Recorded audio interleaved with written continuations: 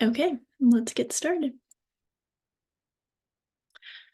So today we're going to be talking about Google Business and optimizing your account for small business owners.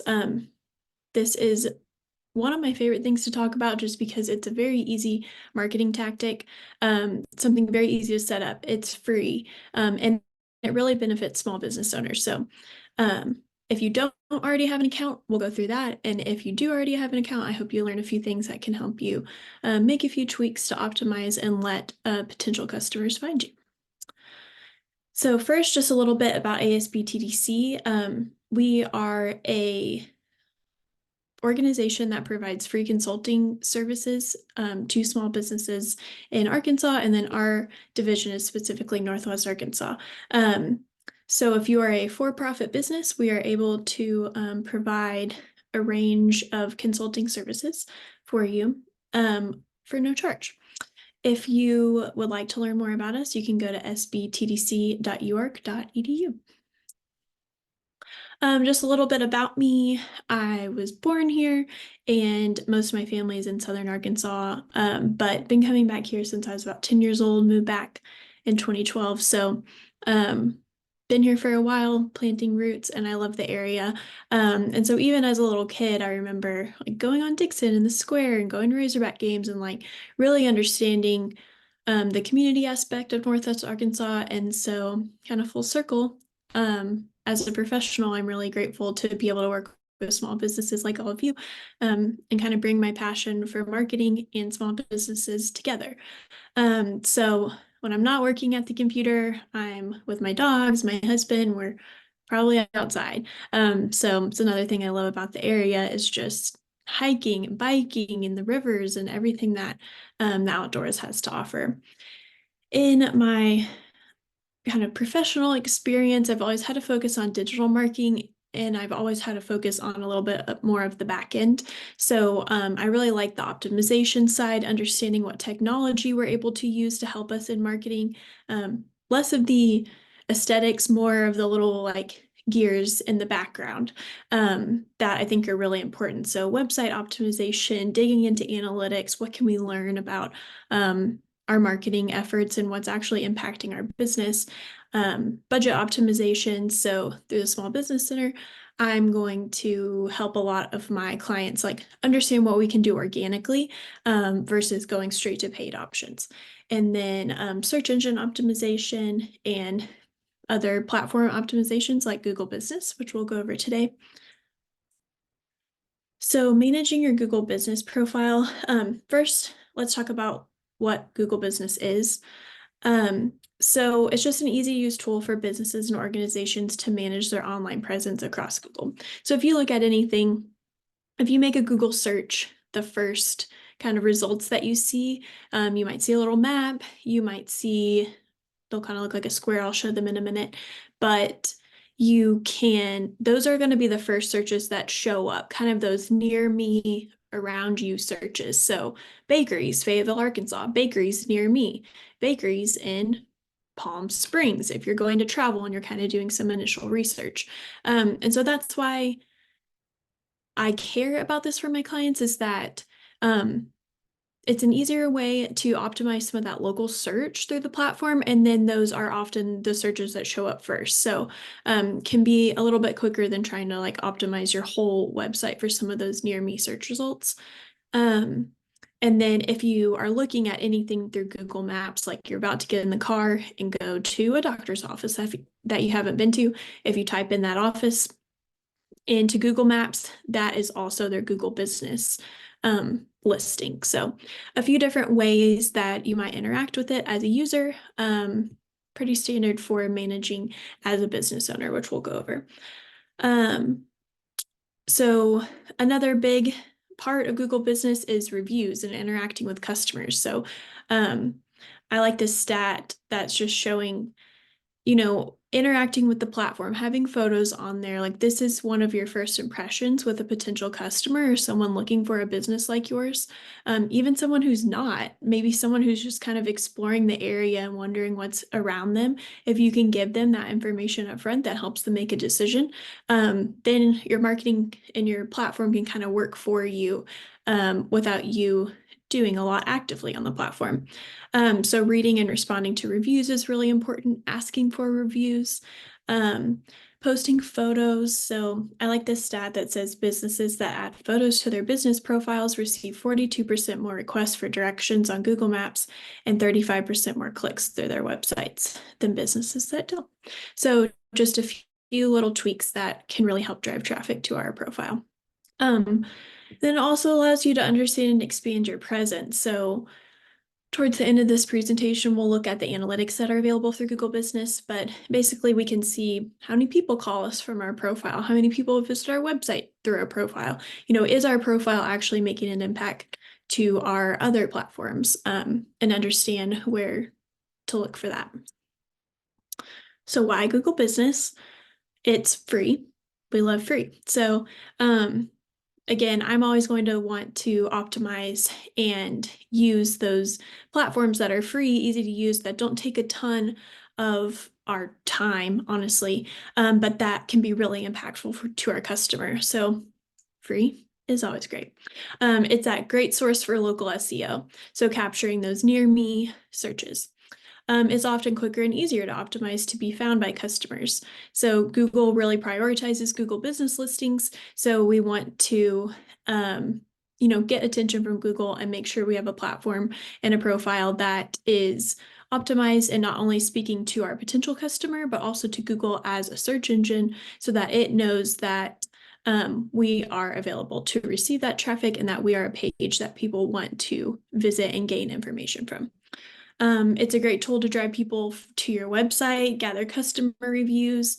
This is a huge one. Inform customers of updated hours, changes, and more. So we'll go through this a little bit more, but say you own a cafe and the water line burst because the pipes froze in this last freeze. Normally we're open until 6 p.m., but on this random Wednesday where we have a plumbing incident, we need to close at 3 p.m. So let's post on social media, let our followers know, and then update our Google business hours to show that we are closed at 3 p.m. on this Wednesday.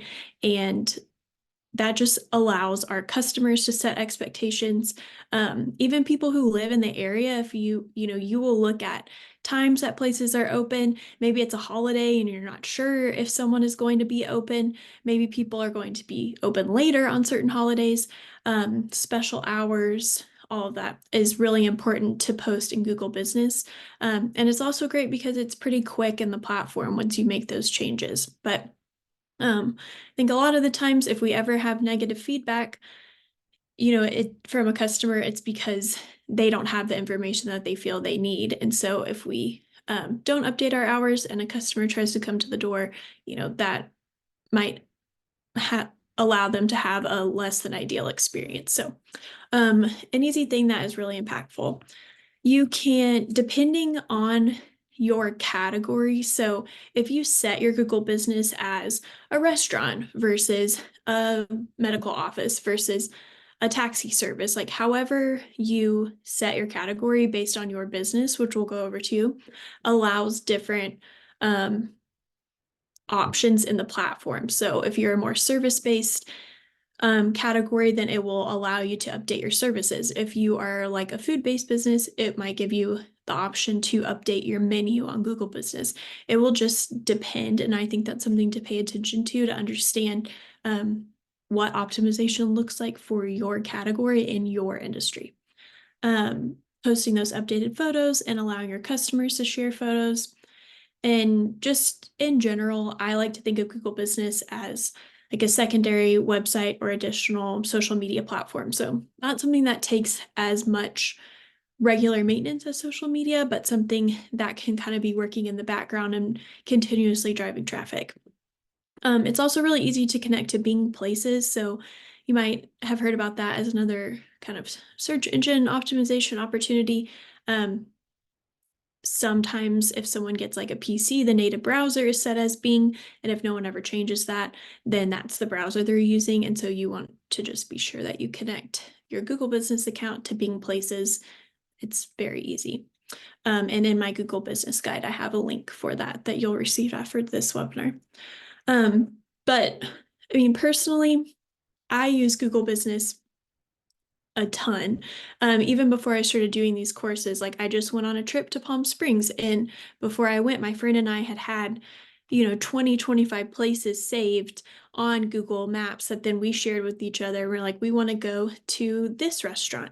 And we were able to have an idea of what our trip kind of looked like from a places perspective. Or I try to make it a point like every quarter, at least to go leave reviews of my favorite small businesses. I think it's just a really impactful profile. It helps me as a potential customer. I discover so much on Google Maps. Even living here for over 10 years, I still refer back to it. So I would say don't think of it as a platform that's only for new people. NWA is growing every day, and I think there's an opportunity to capture people who have been here for a long time, in addition to people who are moving here and just the amount of tourism that's coming here. So definitely more eyes and more potential customers to be capturing at this point. I did want to just kind of put this out here that there used to be an option. I noticed it more around COVID, where people who had not, businesses who had not like had a website or an online ordering platform or something, when lockdown happened, there were, you had to figure out your digital presence very quickly to try to retain customers if you didn't already have that. And Google Business used to have an option for a Google site built through the Google Business profile or platform, and those are going away. So this does not impact websites or your URLs that are hosted and maintained outside of Google Business. So if you're using Squarespace, Shopify, Wix, WordPress, GoDaddy, etc., this does not impact you. And if you have built a site with Google Business, then you will have already received a communication from Google with next steps. And I included an article in this link as well, just showing next steps, kind of breaking it down, and where to go from there. But I have not, in my 3 years of working at the Small Business Center, I've not experienced anyone using a site through Google Business, but just wanted to put it out there in case. So how to get started. This is more just of a link that you can have in the materials, but it's very easy. You would go to business.google.com/create, type your business name in and start going. You will have to verify your account. And so even if you do not have to have a physical location in order to have a Google Business account and profile that shows up, it can kind of just list your location as Fayetteville, Rogers, Bentonville. But you do have to put an address in during the setup process so that they can send a verification. Normally it's a postcard. Some people have had to verify through like a virtual video situation. But just know that if you put an address during this setup,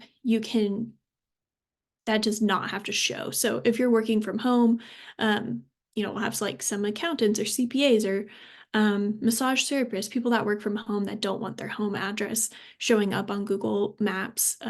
You do not have to list that.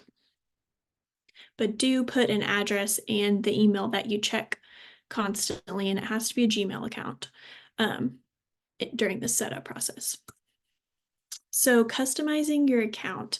This has a few different options, but what we really want to focus on is our business name, naming that appropriately and what customers can find us as, your business category or categories. So you can have a primary category that might be bakery, and then your, secondary category could be a cookie shop or something. It just depends what makes sense for your business. So in this, there's a hyperlink to the full list of available categories, but you can have 2 or 3 or whatever works for you. It does matter what category you pick. So like we had a mobile event service, and they needed to be an event service, not a venue, because a venue through Google Business denotes a physical location. And so their account couldn't be verified until they verified at their physical location of their business. And once it was changed to event services, they didn't have that issue. So choose your categories carefully. And make sure it reflects your business and your business intent. And then your business description is really important. This allows you to kind of add some of those keywords that people might be looking for. And so if you are a bakery, for example, we want to say, name of business is a bakery serving, homemade sandwiches, croissants, and baked goods daily. We make everything from scratch, blah, blah, blah. Kind of give your like little 30-second elevator pitch, but kind of put your mind in the idea of that customer who would be looking for something like yours. What are kind of the keywords that they are searching for, that you want to pull up for? That's an opportunity in the description. Your opening date, there's a lot of information in here, and you can choose what you put in. Like opening date is not necessarily going to impact your search, but if you plan on opening sooner, people want to know how long you've been around. Like maybe you don't have a lot of reviews yet, but that's because you just opened last week. Like that can kind of teach people more about your business, and allow a little more grace time to understand, like, okay, they're new, still getting the swing of things. I'll go try it out. Your website link is very important, so you can update that in the profile. It's just adding the URL, and that allows people, you'll see that view website, people click there, they go right out, so they can view your menu, your products, your service offerings, learn more about you, book an appointment, whatever your kind of goal is for someone on their website. That gives them a really easy way to get there. Location and service hours is extremely important. Location, again, you do not have to have that physical location listed, but you should have your service areas listed. And so that can look like, I'm kind of blocking myself on this screen, but so are you serving Fayetteville, Rogers, Lowell? Do you only serve Fayetteville? Do you only serve Bentonville? Make sure that your service areas reflect your accurate areas of service, very literally. Because if you have Fayetteville listed and you don't have any options in Bentonville, then someone in Bentonville, they're going to have to make a decision. They might be looking for something closer to them. And if you have Bentonville listed in your service areas, but you don't actually serve there, that can be a really frustrating customer experience when, they think they found a business that fits what they need, but they have to drive 40 minutes for it. And so something to consider. You will too, like if someone is in Bentonville and they are searching for something and there's only your business and another one in Lowell, you and that other business will still show up depending on the category. It's just more that accuracy of service and setting that expectation for your customer, and making sure they're informed. Your hours and special hours that you can see here, setting your daily hours when you're closed, when you're open. If you have special hours, so maybe you're closed on President's Day, that's upcoming, then close it for that day. If you want to add certain hours, like maybe you offer breakfast and dinner, but you don't offer lunch, go set your breakfast times for 6 a.m. to noon, and then set your dinner times from 5 a.m. or 5 p.m. to 9 p.m. Again, that planning time. If you have happy hour, that's great. I still often search for happy hour Fayetteville, Arkansas, and just to understand like what is around me. Maybe someone has added a happy hour that I don't know about. And so you can set your happy hours, your pickups. If you have senior hours where you open a little bit earlier before the general population, just it allows Google to serve you during certain times through Google Maps. Or through the business profile section, you can filter by open now or open tomorrow. And so having your hours even just like can narrow down someone's search and make sure that you are in their decision workflow. You can also add a little more characteristics about your business. So this is that more area, and that can be, are you women owned, LGBTQ owned, minority owned? Do you have Wi-Fi, different payment options, stuff like that. I do not advise anyone to set things in their profile that do not reflect their business. So don't just click things because you think that it makes your profile look better. We want to accurately represent our business through this platform. So now this has been the case for about a year now, but you used to have like a separate login for Google Business when it was Google My Business, if you go back that far with it. But now you just manage it through Google search, basically. If you're in Maps and you're wanting to manage it on your phone and you pull up the Google Maps app, you'll see in the bottom right-hand corner, it will say like My Businesses, and you can edit it from mobile there. But yeah, here are your options. And again, these will kind of depend if you are a restaurant, service, more of a product provider. But if we want to edit our profile, what we just looked at, our service categories, hours, we go to edit profile here. If we want to read reviews, we click here, read and respond. So if I click there, it will pull up any reviews that already exist and I can reply to them in the platform. I get into this a little bit later, but replying to reviews is very important and probably one of my top tips. Like, keep your account optimized and then really engage with the people who are willing to leave reviews, whether they're negative or positive. It allows us to have an external kind of showcase of our level of customer service, and I always appreciate that when I'm looking at a business's profile. Messages, you have the option to turn messages and chat on or off. That is up to you. It just depends on your type of business. If you turn them on and it seems like you're kind of getting spammed by bots, you can always turn it back off, but it just depends what you want to turn on. Adding photos, performance here, we'll get into this. Those are kind of your insights. Advertise, I'll talk about that in a minute. Products, pickup and delivery, calls, so you can see how many people have called you through the platform. Your Q&A, again, you can turn this off or on, or even choose to put Q&A in. You can add updates like, hey, we're offering a special on Thursday night, kind of like a post, like a social media post if you want.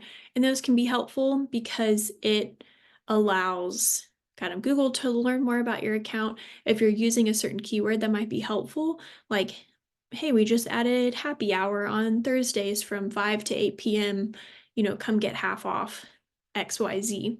That can be a great thing to do in an update. And then you can ask for reviews. And I'll show you that in a minute, but it will give you a URL that you can like turn into a QR code and put at your cash register, or put on social, or in a follow-up email or something. Now I'm getting into just a few tools for keyword research for optimizing your Google business. These are all free, but sometimes we just have to make decisions about kind of the positioning of our company. If we are a baked goods company, is it more accurate to call ourselves a bakery or a cake shop? It just depends on the nature of our business. It depends what our customers are using. We always want to be using that customer keyword more than like our strong industry keywords. But then again, industry keywords can make sense if we are like B2B and the people in our industry who are our customers are also our peers. So just things to consider. Think about your potential customer. Are they coming into your shop and you're kind of hearing these natural keywords happen? That can be a really great place. I always kind of say that our brain's naturally keyword, and you will start kind of finding trends. Just pay attention to those and understand if you might need to add something to your current description. Maybe your customers start using a different keyword. There are a lot of trends that happen on social media. People start asking for different things.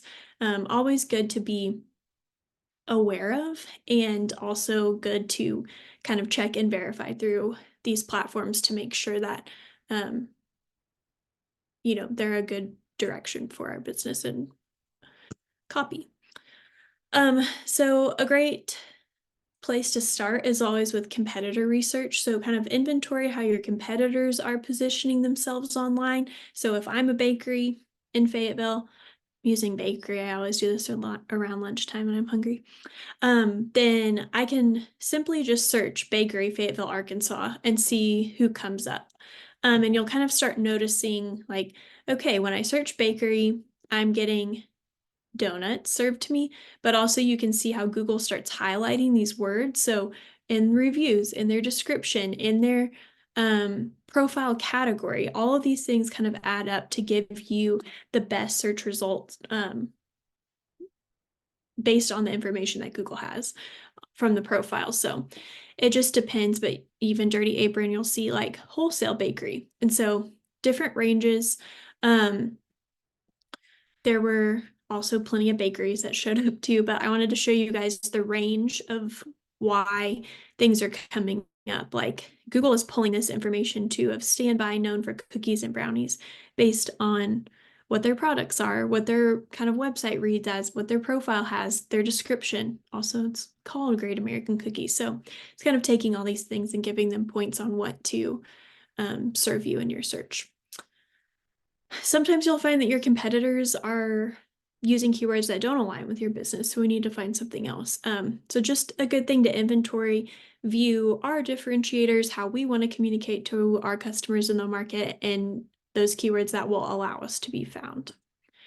Google Trends is free and easy, but this just kind of gives you data on what people are looking for, kind of gives you a rank of popularity. So it's gathering data from Google searches, and you can even see like regional data for terms, which I'll show in the next slide. So it's useful if you are kind of evaluating, like, should I put bakery or pastry shop? Like, what is going to be more of that accepted word and search term for my customer? And then oftentimes we find that search terms are regional. So we have different terms in Arkansas than people do in Minnesota. So we want to make sure that we're kind of using the term that our customers know. This is just a quick example of that bakery versus pastry shop. So this data kind of tells me that I would want to prioritize bakery as my category over pastry shop, but I could always add that pastry shop language in my description or in some of my other marketing materials so that people kind of have an idea. But you can see here that like bakery is pretty widely accepted throughout the US. And that would tell me that that's the keyword I should use. You can also use Keyword Planner in Google Ads. This is free as well. You just have to have a Google Ads account, but you don't have to run ads through it to use this tool. And some of this keywording too is kind of just an intro to SEO, which is a different course that I teach, but just giving you some resources to understand, like, what are the searches? What is the competition? What are people interested in? Kind of those related keywords as well. And then related searches is great. So if you go and Google bakeries, Fayetteville, Arkansas, you will likely see Google business listings at the top, and then you will see probably a few websites.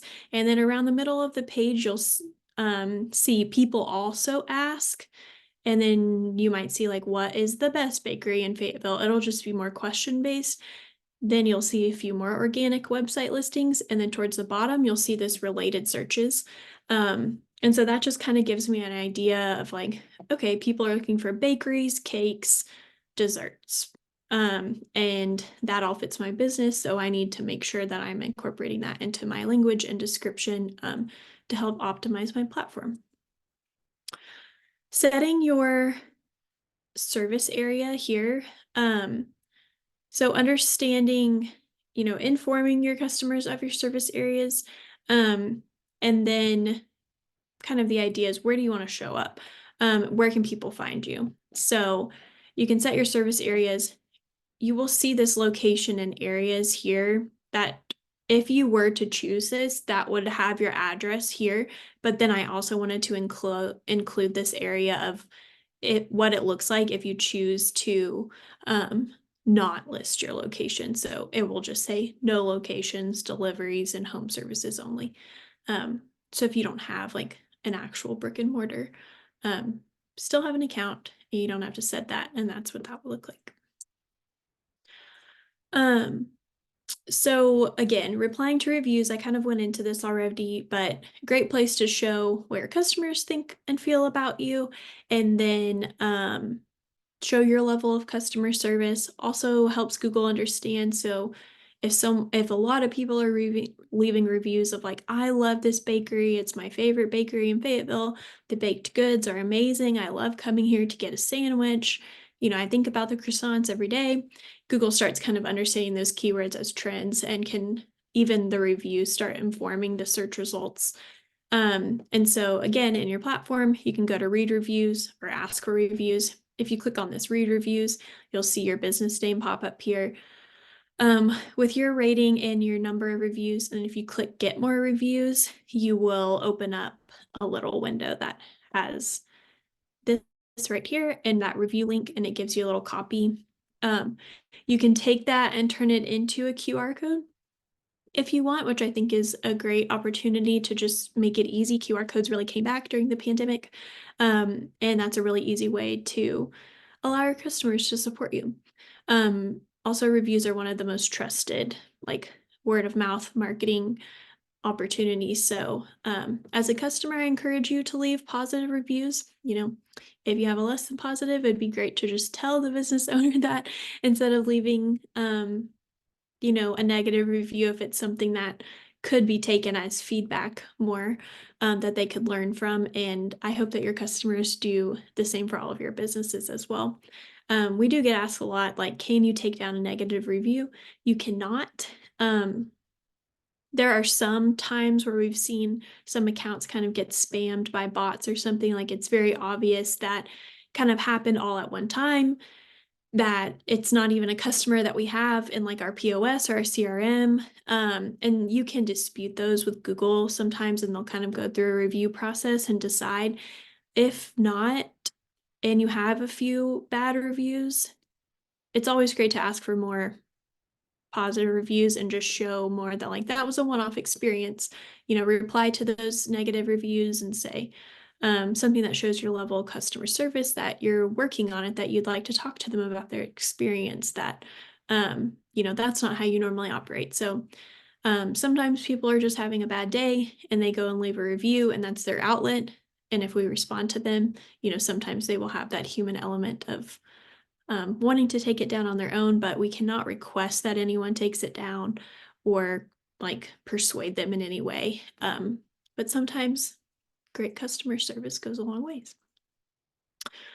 Google Business Advertising. So normally at some point after you set up an account, you'll get an email that's like, our gift to you, $250 in Google Business Advertising credit.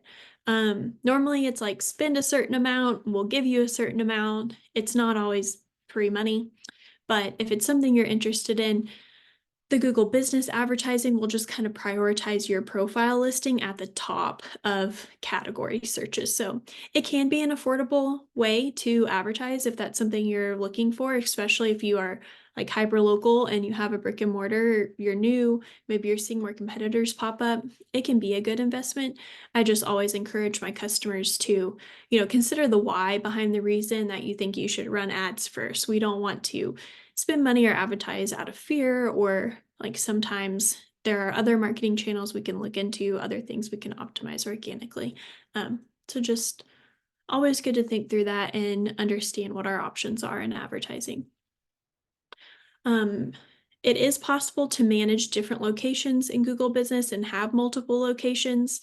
I don't have a ton of clients that do this, but I added a resource and link in here. If that speaks to you, it will walk you through the best way to set up that account.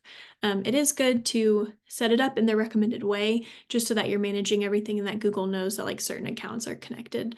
And so that you're not managing like multiple logins. It can get a little messy depending on the hierarchy of your business, but this kind of walks you through best practices. Your Google Business Performance is in that Insights area that I showed you earlier. And this just allows you to understand how many people are making calls, messaging you, booking, if that's something that you have available through your profile, and then website clicks. So if this was an account that was just started in December, we can see that we're going up in January. We can see an increase in traffic. You can also see a platform and device breakdown. And this is something I start advising my clients to look at through their Google Business Insights and their Google Analytics, because it really informs how our marketing efforts need to show up for our customers. So if we're seeing that 63% of our Google search traffic, and the majority of our Google Maps traffic is coming from mobile. We need to make sure that our website is mobile optimized to the max. Your website should already be optimized for mobile, but we want to make sure it's a good experience, it's a fast experience. We might need to go check our website speed. Are we weighing down people's mobile devices where we're seeing then like a high abandonment rate of our website?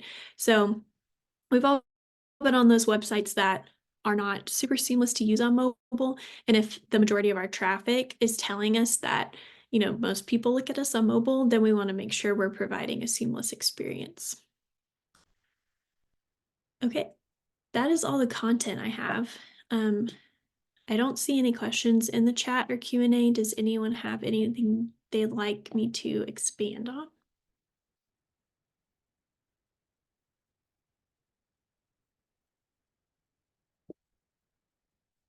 I'll give everyone a few minutes to think.